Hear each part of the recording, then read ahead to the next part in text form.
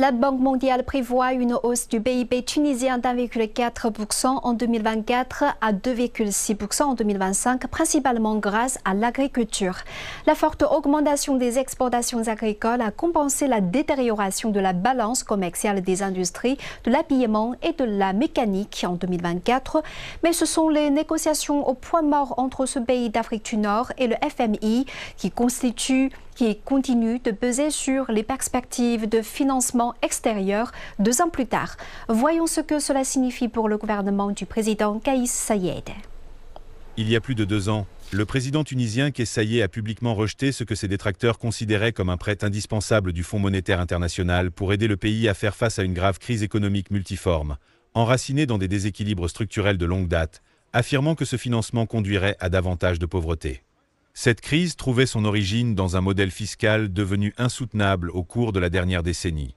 En 2025, la dette publique du pays a dépassé la barre des 80% du PIB, créant une situation dangereuse avec des besoins de financement bruts élevés et une pression de refinancement. Cependant, les bons résultats enregistrés dans le secteur agricole, en particulier dans la production d'huile d'olive et de céréales, ont donné un élan à la croissance en Tunisie cette année. L'agriculture contribue à hauteur d'environ 10% au PIB tunisien. En 2024, les exportations agricoles de ce pays d'Afrique du Nord ont atteint 2,6 milliards de dollars, soit une augmentation de 15,8% par rapport à 2023, année marquée par une sécheresse extrême. Un taux de croissance de 2,5% en 2025 représente une augmentation considérable par rapport aux 1,4% enregistrés en 2024. On observe une reprise progressive et un retour à la croissance, mais l'économie tunisienne a besoin d'un taux de croissance beaucoup plus élevé.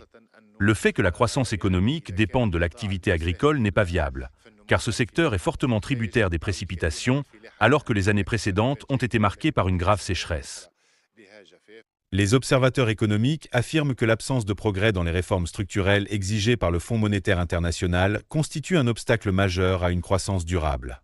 La Tunisie a opté pour un financement interne comme alternative à un prêt du FMI.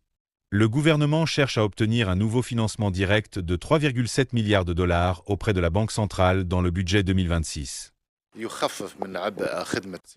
La Tunisie dépend fortement du financement interne provenant des banques locales et de la Banque centrale, avec un taux d'intérêt nul, comme alternative au financement du FMI. Il est vrai que cette approche allège le déficit budgétaire. Cependant, l'économie du pays dépend fortement des financements étrangers. L'État a besoin de devises étrangères pour importer des biens et des produits essentiels tels que les céréales, le carburant, l'énergie et le gaz en provenance d'Algérie. Les analystes financiers affirment que l'impasse avec le FMI entraîne des conditions de financement extérieur très restrictives, qui devraient limiter le potentiel de croissance de la Tunisie. Aujourd'hui, l'absence d'accord avec le Fonds monétaire international, alors que la note souveraine de la Tunisie est de B-, ne favorise pas les investissements.